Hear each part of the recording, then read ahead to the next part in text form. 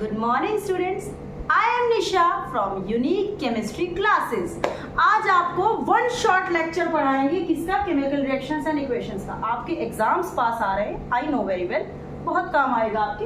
तो chemical reactions and equations की अगर हम बात करें तो शुरुआत में अगर देखें तो आपकी डेली लाइफ में आपको दो टाइप के प्रोसेसेस जो है वो देखने को मिलते हैं। कौन से दो टाइप के प्रोसेस मिलते हैं, चलिए एग्जांपल से देखते हैं। जैसे आप डेली लाइफ में देखते हैं आइस का मेल्ट होना, इवेपोरेशन होना पानी का, ठीक है, सॉल्यूशन बनना यानी कि शुगर का वाटर में डिसॉल्व होना, और रस्टिंग ऑफ आयरन लोहे को जंग लगना, सॉलिंग ऑफ मिल्क दूध का खट्टा हो जाना, गर्मी है बाहर रख दीजिए दूध को थोड़ी देर के लिए खट्टा हो जाएगा, ठीक है। बर्निंग ऑफ द कॉक यानी कि कोयले का जलना, कागज को जला दीजिए आप। तो ये सारे के सारे प्रोसेस आपको डेली लाइफ में देखने को मिल सकते हैं। तो आप अगर यहाँ पर देखें melting of ice, evaporation of water, dissolution of sugar in water, ये सारे के सारे जो प्रोसेस है इनमें कोई नया सब्सटेंस बन के नहीं आ रहा।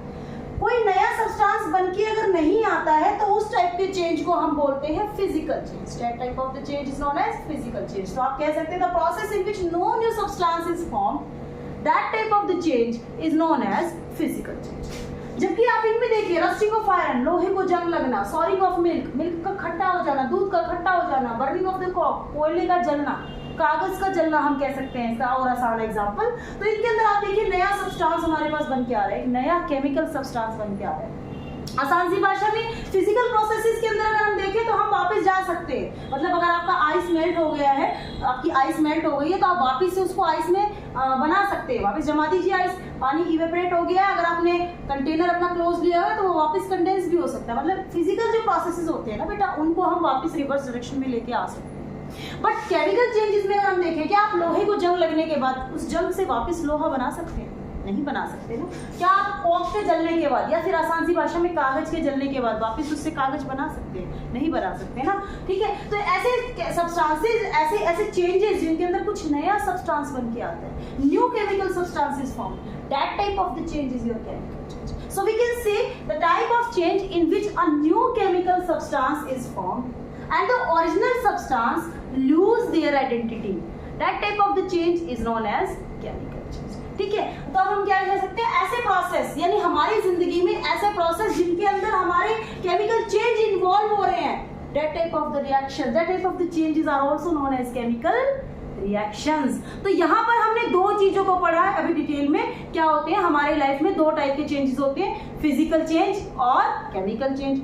बेटा फिजिकल चेंज में कुछ नया सब्सटेंस नहीं बन के आता, हम रिवर्स डायरेक्शन में भी जा सकते हैं। जबकि केमिकल चेंज के अंदर हमें कुछ नया सब्सटेंस अपनी अलग प्रॉपर्टीज के साथ, जो आप ओरिजिनल सब्सटेंस लेके चले थे वो अपनी आइडेंटिटी को लूज कर चुके हैं, ठीक है। तो कुछ नया सब्सटेंस हमारे पास बन के आता है, that type of the change is your chemical change. और ये प्रोसेस जिनके अंदर हमें केमिकल चेंजेस देखने को मिलते हैं, that type of process are known as chemical reactions. उनको हम केमिकल रिएक्शंस के नाम से जानते हैं। Now the important points about the chemical reactions are, अभी हमने जो पीछे देखा chemical reactions क्या होती है, the processes in which chemical changes are takes place are known as chemical reactions। अब chemical reactions के important points क्या होते हैं बेटा? chemical reaction एक ऐसा process होता है, हम पढ़ चुके हैं, जिनके अंदर एक नया chemical substance बनता है नई properties के साथ। दूसरी इंपॉर्टेंट बात, जो एटम होते हैं एक एलिमेंट के, that do not change into the another element। एक एटम जो है किसी दूसरे एटम के अंदर बदल नहीं जाएगा, एटम वही रहेगा। Only the atoms rearrange their positions in the chemical reactions. जो एटम्स होते हैं अपनी पोजीशंस को सिर्फ रीअरेंज करते हैं। एटम जो है अपनी आप को, अपनी पहचान को नहीं बदलता है। That type of the changes in which these type of the important things we can see that are known as chemical reactions। अब यहाँ पर देखिए, अगर हम what are the reactants and the products, अब हम रिएक्शन देख रहे हैं तो रिएक्शंस के अंदर हम दो वर्ड यूज करते हैं, रिएक्टेंट्स और products. So you have to know what are the reactants and the products। तो देखिए, जो आप केमिकल सब्सटेंसेस ओरिजिनली लेके चलते हैं, रिएक्शन शुरुआत करने से पहले शुरुआत में जो ओरिजिनली सब्सटेंस लेके चलते हैं, that are known as बेटा रिएक्टेंट्स। और जो नया केमिकल सब्सटेंस बन के आता है उनको बोलते हैं प्रोडक्ट्स। जैसा कि आपको भी बताया था, देखिए कागज को जला देंगे तो आपके पास जो राख बन जाएगी उसको हम बोलते हैं chemical change. And that chemical change, that process is known as chemical reaction. अभी देखना घर जाके तुम क्या करोगे, एक कागज है, कागज क्या नोट लेना 500 का, जला के देखना क्या बन जाएगा वापिस 500 का नोट। अरे करना मत ऐसे, कभी तुम जाके घर पे पिटाई तुम्हारी हो जाए और तुम मार खाओ, सिखाया था हमें मैडम ने। तो यहाँ पे जो नया सब्सटेंस बन के आता है, that substance is known as products. Example से देख लीजिए, कार्बन लिया आपने, ऑक्सीजन लिया, ठीक है, जब इनको कंबाइन किया हमने, रिएक्ट करवाया, that will form carbon dioxide. जो कार्बन और ऑक्सीजन है बेटा यहाँ पे वो क्या है, रिएक्टेंट्स, क्योंकि ओरिजिनली हम लेके क्या चले थे, कार्बन और ऑक्सीजन। जब वो जुड़ के उन्होंने रिएक्शन करके उन्होंने चेंज कर दिया, उन्होंने अपने अंदर चेंज कर दिया उन्होंने अपने अंदर, forming carbon dioxide, that is known as product. Now what are the examples of the chemical reaction? क्या एग्जांपल्स है देखिए बेटा, burning of the magnesium ribbon in air. ये बहुत इंपॉर्टेंट है, एग्जाम्स में बहुत बार पूछा जाता है, बिकॉज इसके अंदर कुछ इंपॉर्टेंट पॉइंट्स आपको देखने को मिलेंगे। जैसे देखिए, आपने मैग्नीशियम रिबन लिया, एयर यानी ऑक्सीजन की प्रेजेंस में आप उसको बर्न करते हैं, it will form magnesium oxide. White colour powder आपको मिलेगा चाइना डिश के अंदर, व्हाइट कलर का powder, that is of magnesium oxide. सबसे पहली बात क्या इंपॉर्टेंट बातें बेटा इसमें, जिसमें से एग्जाम्स में से क्वेश्चन बनता है, magnesium have a shiny surface. तो आपको क्या कहते हैं लैब के अंदर, मैग्नीशियम को पहले सैंड पेपर से रब करना होता है। देखिए आपको कि सैंड पेपर से रब क्यों करते हैं मैग्नीशियम को before the reaction, because magnesium environment के प्रेजेंस में रह के, वही ऑक्सीजन की प्रेजेंस में रह के मैग्नीशियम ऑक्साइड के लेयर अपने ऊपर बना लेते हैं। ठीक है, तो आप पहले उसको सैंड पेपर से रब करेंगे ताकि आप जो रिएक्शन स्टडी कर रहे हैं वो कंप्लीटली स्टडी कर पाए, यानी कि मैग्नीशियम के सरफेस से ही रिएक्शन को स्टडी कर पाए। तो रिएक्शन स्टार्ट करने से पहले, एक्सपेरिमेंट स्टार्ट करने से पहले we have to clean the surface by rubbing with the sand paper. Second thing, magnesium को जब हम बर्न करते हैं, that will burns with a dazzling light, यानी आपको तारे से टूटते हुए नजर आएंगे। तो आपको प्रिकॉशंस लेनी वहाँ पे बहुत जरूरी है, अपने फेस के प्रति, अपनी आईज के प्रति। ठीक है, एंड लास्ट क्वेश्चन कई बार पूछ लेते हैं, when we dissolve magnesium oxide, जो आपको व्हाइट कलर का पाउडर मिलेगा चाइना डिश के अंदर, if you dissolve that in water, तो आपका वो बेसिक सॉल्यूशन बनाता है। वो बेसिक सॉल्यूशन किस चीज का बनता है बेटा, आप जब मैग्नीशियम ऑक्साइड को, आप देख सकते हैं यहाँ पे, जब आप मैग्नीशियम ऑक्साइड को वाटर के अंदर मिक्सअप करेंगे, that will give you magnesium hydroxide which is basic in nature. ठीक है, कई बार क्वेश्चन पूछ लेते हैं कि आप जब इसको डिसॉल्व करते हैं पानी के अंदर, तो बेसिक नेचर के साथ साथ, यानी मैग्नीशियम हाइड्रोक्साइड के साथ साथ आपको अमोनिकल स्मेल भी आती है। तो वो अमोनिकल स्मेल किस लिए आती है? देखिए बच्चे, आपके एनवायरनमेंट में ऑक्सीजन के अलावा और भी गैसेस होती है, फॉर एग्जांपल नाइट्रोजन। तो जब हम इसको ऑक्सीजन के प्रेजेंस में यानी एयर के प्रेजेंस में मैग्नीशियम को बर्न करते हैं, it will not only form magnesium oxide, it can also form magnesium nitride. ठीक है, it will also form magnesium nitride. तो मैग्नीशियम नाइट्राइड को जब आप मिलाएंगे किसके अंदर, वाटर के अंदर, that will give you ammonia, जिसकी वजह से आपको अमोनिकल स्मेल जो है सॉल्यूशन के अंदर महसूस होगी। तो कई बार ये क्वेश्चन बोर्ड्स के अंदर पूछ लिया जाता है कि आप अगर मैग्नीशियम ऑक्साइड को पानी के अंदर डिसॉल्व करते हैं तो आपको अमोनिकल स्मेल क्यों आती है? The reason is because it can form magnesium nitride also. Second आपका एग्जांपल है आपका लेड नाइट्रेट, जब आप पोटेशियम आयोडाइड के साथ मिक्स करते हैं, आप दोनों को लेंगे एक टेस्ट ट्यूब के अंदर, both are the colourless solution, lead nitrate and potassium iodide both are the colourless solution. जैसे आप इनको मिक्स करेंगे, मिक्स करते ही आपको येलो कलर के पीपीटी नजर आएंगे, मतलब यहाँ पर एक नई चीज निकल के आई। आपने येलो कलर की पीपीटी डाले तो नहीं थे बेटा, तो एकदम से डालते येलो कलर के पीपीटी क्यों आए? Because it will form lead iodide and potassium nitrate.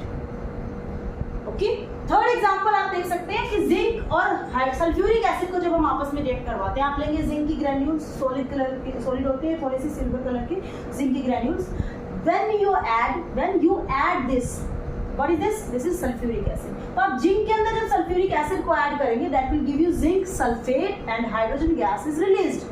How will you confirm कि यहाँ पे हाइड्रोजन गैस रिलीज हुई है? देखिए, आपने कोई गैसियस सब्सटेंस डाला तो था नहीं, लेकिन गैसियस सब्सटेंस रिलीज हो गया, मतलब कुछ नया बना है यहाँ पे। वो गैसियस सब्सटेंस जो रिलीज हुआ है यानी hydrogen gas, how will you confirm this is hydrogen? आप जब माचिस की तीली लेके आएंगे ना बेटा, जलती हुई इसके पास, वो पॉपिंग साउंड से जलेगी, तो यहाँ पे कंफर्म होता है। देखिए, तीनों रिएक्शंस के अंदर कंफर्म हो रहा है कि कुछ नया बन के आया। आप लेके कुछ चले थे, लेकिन लास्ट में आपके हाथ में कुछ और आया है, तो कुछ नया बन के आया अपनी नई प्रॉपर्टीज के साथ। It means that type of the reaction is your chemical reaction. तो जिस भी रिएक्शन में आपको कुछ अलग से हटके दिखाई दे, कुछ नई प्रॉपर्टीज के साथ आपको कोई नया सब्सटेंस बनता हुआ दिखाई दे, उसको बोलते हैं केमिकल रिएक्शन।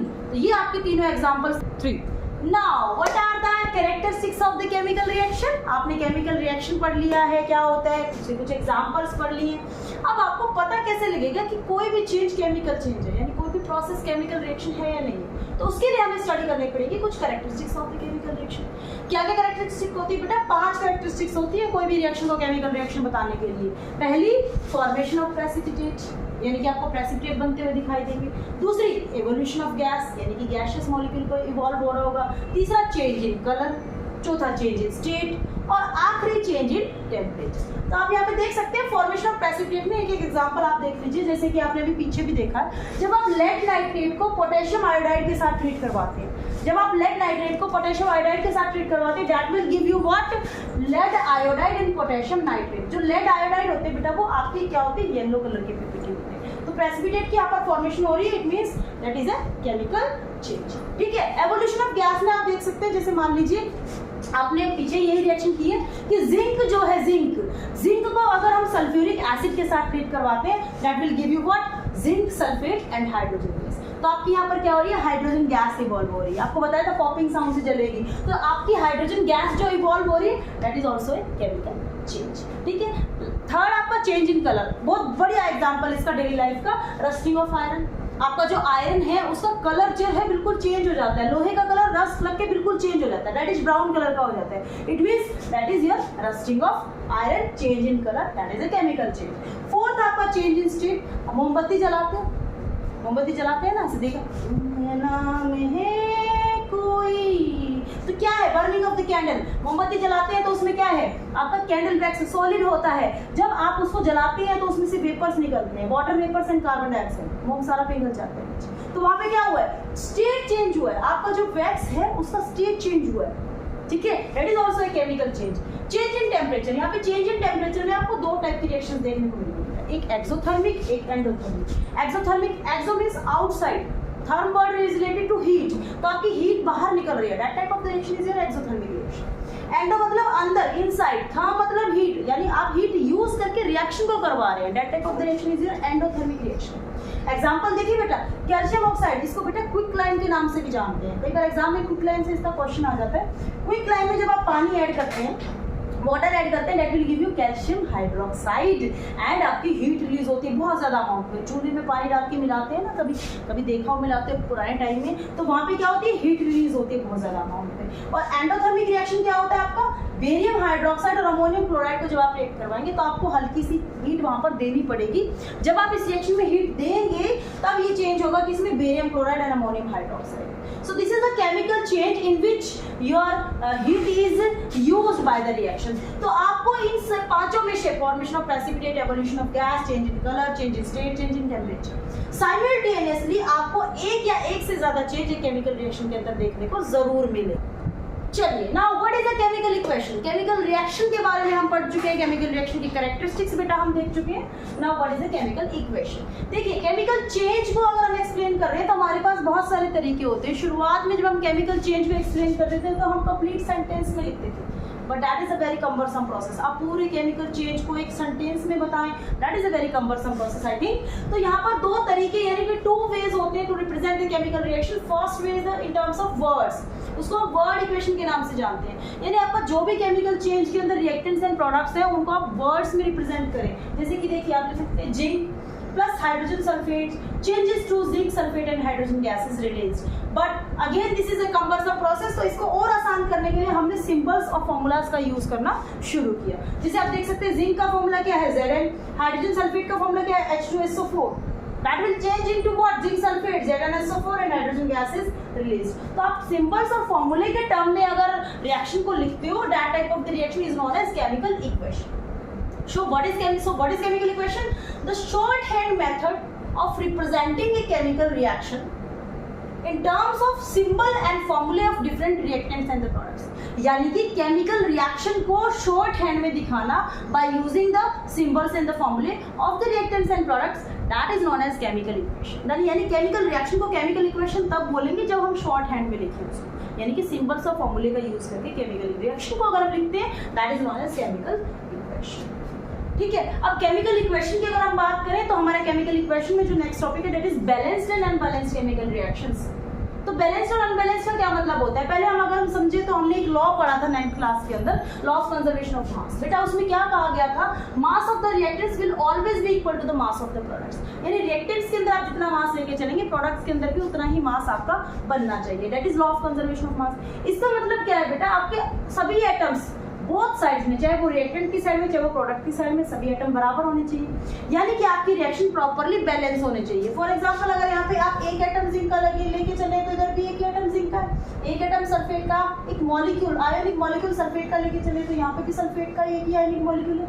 हाइड्रोजन के 2 एटम आप लेके चले तो हाइड्रोजन के 2 एटम आप लेके चले लास्ट में भी। तो आपके अगर रिएक्टेंट और प्रोडक्ट दोनों ही तरफ नंबर ऑफ एटम्स बराबर हैं, उसको बोलते हैं बैलेंस्ड केमिकल इक्वेशन। अगर आपके नहीं है तो आपको बोलते हैं, उसको बोलते हैं unbalanced chemical equation. So you have to balance all the chemical reaction and the method to balance the chemical reaction is hit and trial method. After hit and trial method आपने देखा कि हम केमिकल रिएक्शंस को equation की form में लिख रहे थे और उसको हिट एंड ट्रायल मेथड से हम क्या कर रहे थे, बैलेंस कर रहे थे। लेकिन केमिकल इक्वेशन को जब हम रिप्रेजेंट करें तो उसके अंदर कुछ खामियां हैं, कुछ कमियां हैं। So what are the limitations of the chemical equation, आप देख सकते हैं। First is your physical state of the reactants and the products, यानी आप जो भी रिएक्टेंट एंड प्रोडक्ट लिख रहे हैं उसके सामने उनकी फिजिकल स्टेट लिखनी जरूरी है। यानी अगर आपका रिएक्टेंट या प्रोडक्ट सॉलिड की फॉर्म में है तो आप इस तरीके से उसके सामने सॉलिड लिखिए, लिक्विड की फॉर्म में है तो लिक्विड लिखिए, पानी में घुला हुआ है तो एक्वस लिखिए, गैशियस फॉर्म में है तो आप इस तरीके से गैशियस लिख सकते हैं। अगर आपके गैशियस प्रोडक्ट्स रिलीज हो रहे हैं तो आप इस तरीके से एरोहेड दिखा सकते हैं। आपके प्रेसिपिटेट बन रहे हैं प्रोडक्ट्स के अंदर तो आप इस तरीके से एरोहेड दिखा सकते हैं, क्योंकि प्रेसिपिटेट नीचे बैठते हैं। ठीक है, तो इस तरीके से आप फिजिकल स्टेट रिप्रेजेंट कर सकते हैं। आपको एग्जांपल से समझाते, देखिए जैसे जिंक आपने लिया सॉलिड, H2SO4 लिया आपने एक्वस कंडीशन के अंदर, that reacts to form zinc sulphate which is aqueous and hydrogen gas is released. तो इस तरीके से आपको हर केमिकल रिएक्शन के अंदर आप जो भी रिएक्टेंट एंड प्रोडक्ट ले रहे हैं उनकी फिजिकल स्टेट रिप्रेजेंट करनी वहां पर जरूरी है। Second thing is the concentration of acid. अब देखिए इसी रिएक्शन के अंदर आपने H2SO4 यानी एसिड यूज किया है, यू डोंट नो आपने कंसंट्रेटेड यूज किया या डाइल्यूट यूज किया। So you have to represent कि आपने एसिड डाइल्यूट यूज किया है या कंसंट्रेटेड यूज किया। तो आप उसको कैसे रिप्रेजेंट करोगे, आपका एसिड के सामने ही आप रिप्रेजेंट कर दोगे डाइल्यूट है, या फिर अगर कंसंट्रेटेड है तो आप क्या यूज करोगे, इस तरीके से कंसंट्रेटेड एसिड उसके सामने आप लिख दीजिएगा। Third is heat changes in the chemical reaction. As you know chemical reactions अगर आपकी हो रही है तो या तो हीट रिलीज होगी या हीट अब्सॉर्ब होगी, दैट इज एक्सोथर्मिक और एंडोथर्मिक। तो एक्सोथर्मिक अगर है तो आपको रिप्रेजेंट करना पड़ेगा। जैसे रिएक्शन के अंदर आपने लिख दिया मीथेन यानी कि CH4 plus oxygen changes to CO2 in water, this is an exothermic reaction. तो आपको लिखना पड़ेगा सामने कि हीट यहाँ पर रिलीज हो रही है। यहाँ पर बोर्ड्स के अंदर एक बहुत इंपॉर्टेंट क्वेश्चन कई बार पूछ लिया जाता है, respiration is an exothermic process, can you explain. और रेस्पिरेशन किस टाइप का प्रोसेस है, तो एक रेस्पिरेशन एक एक्सोथर्मिक टाइप का प्रोसेस है। कैसे, रेस्पिरेशन के अंदर होता क्या है बेटा, ऑक्सीजन को इनहेल करते हैं, वो ग्लूकोज को तोड़ता है, आपको एनर्जी मिलती है। So same is here, glucose C6H12O6 aqueous conditions में ऑक्सीजन गैस के प्रेजेंस में टूटता है forming CO2 gas, water in the liquid form, और हीट जो है, एनर्जी जो है आपकी रिलीज होती है। So we can see respiration is an exothermic process. Can you explain this, ये एग्जाम में कई बार आ जाता है, इंपॉर्टेंट है बेटा। एंड लास्ट आपकी conditions under which reaction takes place, यानी आप रिएक्शन में फिजिकल स्टेट बता देंगे, एसिड की आपकी कंसंट्रेशन आप बता देंगे, डाइल्यूट है या कंसंट्रेटेड है, हीट चेंजेस बता देंगे। उसी के साथ साथ रिएक्शंस की कंडीशंस भी बतानी जरूरी है कि आपकी जो रिएक्शंस आप कर रहे हैं वो किस कंडीशन में हो रही है। For example nitrogen and hydrogen आप जब मिक्सअप करते हैं तो जब तक आपको ये कंडीशंस आप उनको नहीं देंगे, उस रिएक्शन को नहीं देंगे, 500 degree Celsius temperature, 200 atmospheric pressure and iron molybdenum as a catalyst, तो जब तक आप ये कंडीशंस नहीं देंगे आपकी रिएक्शन प्रोसीड नहीं करेगी, आप चाहे कितना ही समय ले लीजिएगा। तो यहाँ पर हमें कंडीशंस बतानी बहुत जरूरी है। तो आप कंडीशंस जो एरोहेड है उसके ऊपर बताएंगे। जिस भी रिएक्शन के अंदर एरोहेड के ऊपर कुछ लिखा हुआ होता है, it means that reactions conditions are this, वो उस रिएक्शन की कंडीशंस होती हैं जिन कंडीशंस पर ये रिएक्शन प्रोसीड कर। अब इसी बेसिस पे हमने रिएक्शंस को दो हिस्सों में भी बांटा है। देखिए बेटा, थर्मोकेमिकल एंड फोटोकेमिकल रिएक्शंस, यानी अगर आप बहुत हाई टेम्परेचर या सिंपली टेम्परेचर यूज करें रिएक्शन को प्रोसीड करवाने के लिए, that type of the reaction is thermochemical reaction. As you know therm word is related to and photochemical reactions जिसमें आप लाइट यूज कर रहे हैं, जैसे कि आप फोटोसिंथेसिस पढ़ते हैं। फोटोसिंथेसिस के अंदर क्या होता है बेटा, कार्बन डाइऑक्साइड एंड वाटर जो होता है वो सनलाइट के प्रेजेंस में, क्लोरोफिल के प्रेजेंस में आपको ग्लूकोज बना के देता है। तो वहां पे इस रिएक्शन के अंदर क्या यूज हो रहा है बेटा, सनलाइट यूज हो रहा है। तो जिस रिएक्शन के अंदर सनलाइट यूज होती है या लाइट यूज होती है, that type of the reactions are known as photochemical reactions, और जिनके अंदर टेम्परेचर यूज होता है that are known as thermochemical reactions. Now after the limitations of the chemical reaction we have to see types of the chemical reaction, यानी आपकी chemical reaction किस किस type की होती है। Depending on the chemical change we divided the chemical reaction into basically 5 types, क्या है आपकी कॉम्बिनेशन रिएक्शन। जैसा कि आपको नाम से पता लग रहा होगा, कॉम्बिनेशन मतलब दो या दो से ज्यादा रिएक्टेंट्स आपके कंबाइन करके एक सिंगल प्रोडक्ट आपको देंगे। आप पढ़ चुके हैं, देखिए मैग्नीशियम को अगर हम ऑक्सीजन की प्रेजेंस में बर्न करते हैं, that will give you what, magnesium oxide. तो आपके दो रिएक्टेंट्स यहाँ पर जुड़ के एक सिंगल प्रोडक्ट में तब्दील हो गए या बदल गए। Second type of the reaction is your decomposition reaction. Decomposition देखिए, आप डीकम्पोजिशन कर रहे हैं तो मतलब आपको एनर्जी लगानी पड़ेगी। It means decomposition reactions are always endothermic in nature. एक बात याद रखिएगा, decomposition reactions are always endothermic in nature. For example देखिए, आप एनर्जी कैसे कैसे लगा सकते हैं, आप हीट की फॉर्म में यानी कि थर्मल डीकम्पोजिशन, आप लाइट की फॉर्म में यानी कि फोटोकेमिकल डीकम्पोजिशन, आप इलेक्ट्रिसिटी की फॉर्म में यानी कि इलेक्ट्रोलाइटिक डीकम्पोजिशन, हीट की फॉर्म में जैसे आपने किया lead nitrate PbNO3 whole twice, इसको जब आप हीट करते हैं that will give you lead oxide PbO NO2 and oxygen gas is release. तो लेड ऑक्साइड जो होता है बेटा आपको भी येलो कलर का PPT होता है। नाइट्रोजन डाइऑक्साइड जब आपका निकलेगा तो ब्राउन फ्यूम्स निकलेंगे वहां पे। ब्राउन फ्यूम से आपको पता लग जाएगा कि यहाँ पे कोई चेंज हुआ है। And oxygen gas that is a supporter of combustion. Second is your photochemical decomposition, यानी कि आप जब सिल्वर क्लोराइड जो होता है आपका, आप उसको सनलाइट उसके ऊपर डालेंगे that will give you silver and chlorine gas will be release. तो आपका जो ग्रेइश कलर का सिल्वर क्लोराइड होगा, सॉरी जो व्हाइट कलर का सिल्वर क्लोराइड होगा that will change into the greyish colour of the silver. तो आपको पहचान हो जाएगी कि यहाँ पे कोई केमिकल चेंज हुआ है। दिस इज इंपॉर्टेंट, एग्जाम्स के अंदर बहुत बार पूछ लिया जाता है इन केस ऑफ फोटोग्राफी। तो आप थर्ड आपका इलेक्ट्रिसिटी, यानी अगर आप वाटर में इलेक्ट्रिक करंट पास करते हैं that will give you gases hydrogen and oxygen and that are released in the 2:1। तो इलेक्ट्रोलाइटिक डीकम्पोजिशन यानी पानी को हम डीकम्पोज कर रहे हैं, तोड़ रहे हैं। तो डीकम्पोजिशन रिएक्शंस क्या होती है बेटा, in which a single reactant give you 2 or more than simple products. That type of the reactions are known as decomposition reaction. Third is your displacement reaction. Displacement में क्या होता है बेटा, एक एक्टिव मेटल दूसरे मेटल के solution में से उस मेटल को डिस्प्लेस करके खुद बैठ जाता है। यहाँ पे कंडीशन ये है कि आप जो डिस्प्लेस हो रहा है आपका वो कम एक्टिव होना चाहिए और जो डिस्प्लेस कर रहा है वो ज्यादा एक्टिव होना चाहिए। उसके लिए आपको एक एक्टिविटी सीरीज याद रखनी पड़ेगी जो कि आपको मेरे जो दूसरे लेक्चर्स हैं उनके अंदर मिल जाएगा। आप क्या देख सकते हैं, आप example zinc and copper sulphate. Zinc is more active than the copper. तो जिंक ने कॉपर को डिस्प्लेस किया उसके सॉल्यूशन में से, forming zinc sulphate and your copper. This type of the reaction is your displacement reaction.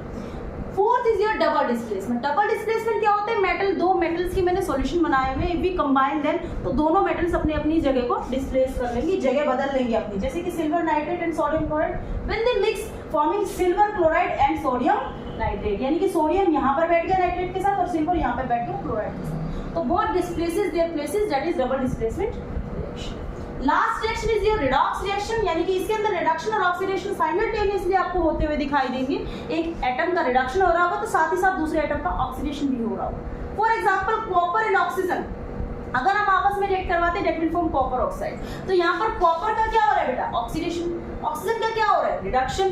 देख सकते हैं आप यहाँ पे, आप इसकी कॉन्सेप्ट को देख सकते हैं। ऑक्सीडेशन का मतलब क्या होता है बेटा, ऑक्सीजन का ऐड होना या फिर इलेक्ट्रॉन का निकलना, ये आपकी होती है ऑक्सीडेशन। और रिडक्शन का मतलब क्या होता है, हाइड्रोजन का ऐड होना या फिर इलेक्ट्रॉन का लेना। Now the last topic of the chapter is effect of oxidation in our everyday life. आप redox reaction पढ़ चुके हैं, redox के अंदर आपने oxidation पढ़ा था। तो oxidation के हमारे effects पढ़ने हैं everyday life में। उसका एक effect है हमारी लाइफ में corrosion। Corrosion क्या होता है बेटा, the process of slowly heating up of metals due to attack of atmospheric gases like oxygen, carbon dioxide, water vapor, etc. on the surface of metal, so as to convert metal into its oxide, carbonate, etc. That is known as corrosion. यानी धीरे धीरे जो metal का surface है वो atmospheric gases के द्वारा खत्म कर दिया जाता है। That is known as corrosion. And the corrosion of iron is known as rusting. क्या होता है इसमें बेटा, आयरन ऑक्सीजन और मॉइस्चर की प्रेजेंस में आयरन ऑक्साइड बना लेता है, फेरिक ऑक्साइड बना लेता है, that is hydrated, that is in the hydrated form and that is a formula of rust. जो आपका रस्ट लगता है वो धीरे धीरे मेटल के सरफेस को खत्म कर देता है।